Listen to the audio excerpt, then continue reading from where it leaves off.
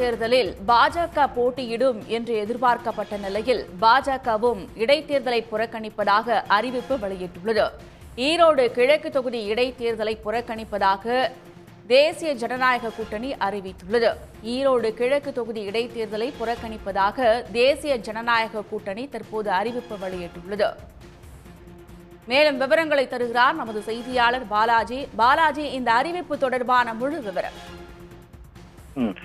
ஈரோடு கிழக்கு இடைத்தேர்தலை தற்போது பாஜக கூட்டணி கட்சி தற்போது புறக்கணிப்பதாக தற்போது தகவல் வெளியிட்டுள்ளது. குறிப்பாக ஈரோடு பொறுத்தவரையில் வேட்புமனு ஏற்கனவே தொடங்கி நடைபெற்ற சூழ்நிலையில் பிப்ரவரி 5ஆம் தேதி ஈரோட்டுக்கு இடைத்தேர்தல் நடைபெறும் என்று ஏற்கனவே இந்திய தேர்தல் ஆணையம் அறிவித்தது. அதன் அடிப்படையில் தற்போது திமுக ஏற்கனவே இந்த தொகுதியில் போட்டியிடும் வேட்பாளரையும் அறிவித்து அதற்கான பணிகளும் நடைபெற்ற சூழ்நிலையில் நாம் தமிழர் கட்சியும் தேர்தல் போட்டியிடும் என்று ஏற்கனவே தெரிவித்திருந்தது.